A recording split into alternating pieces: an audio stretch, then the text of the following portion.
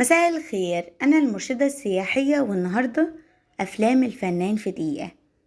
هنتكلم في البرنامج ده عن مجمل أعمال الفنان وفناننا النهاردة. أفلامنا النهاردة عن الفنان الجميل والكبير، جميل وهو فعلا جميل، صاحب الاسم على ما يسمى، جميل عز الدين الله يرحمه، خواجة السينما المصرية اللي تخصص في أدوار الرجل الأجنبي اللي عايش في مصر. تعال أقولك معلومتين عنه قبل ما نبدأ. تاريخ ميلاده 15 يناير 1928. تاريخ وفاته 18 فبراير 1980. توفى عن عمر يناهز 52 سنة. الله يرحمه ويرحم الجميع. ويلا نكمل الفيديو. قدم 60 عمل فني ومنهم حكاية الدكتور مسعود، بياضة، سباق الثعالب. نأسف لقطع الإرسال لأن ميعادنا الآن في عرض الإعلان، ولأن الإعلان بفلوس كتير فقررنا نعمل إعلان على قد الإيد، ما يكلفناش غير نص جنيه. والله عزيزي المشاهد زي ما بقولك كده.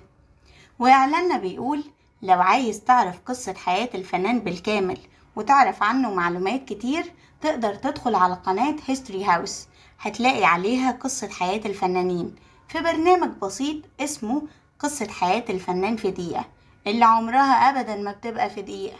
أو ممكن تدوس على الآي هتلاقي الفيديو طلعلك على طول.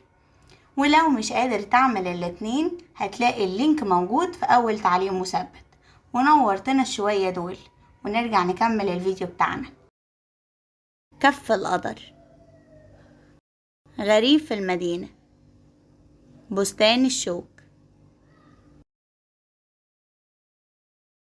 نادية، سري جدا، عودة الروح،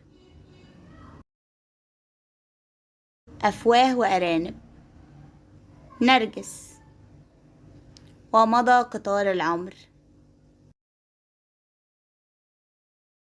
الحواجز الزجاجية، القضبان، أبناء للبيع،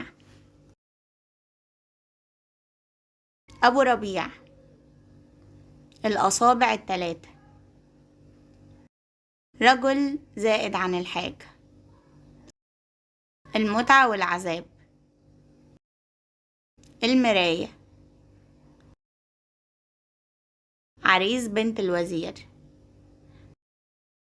من عظماء الإسلام، 7 أيام في الجنة، سيدتي الجميلة،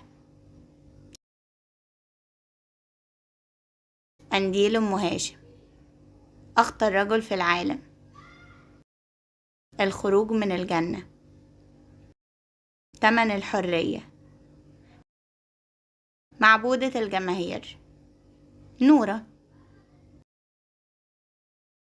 سيد درويش، معروف الإسكافي،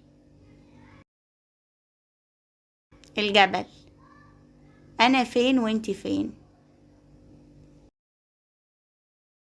زوج في أجازة، فتاة شاذة، لقندة الفردوس، أصل وصورة،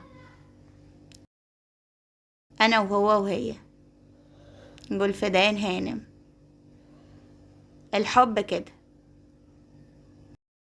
نهر الحب، الرجل التاني، أنا حرة، جميلة، من القاتل، بسطويسي مسافر ليه، بيت سيء السمعة، تومة، رحلة عمر. شكرا جدا انك اتفرجت على الفيديو للآخر، واحب اقولك اظبط ساعتك علشان حلقتنا كل يوم في نفس الميعاد. ونورتنا مقدما.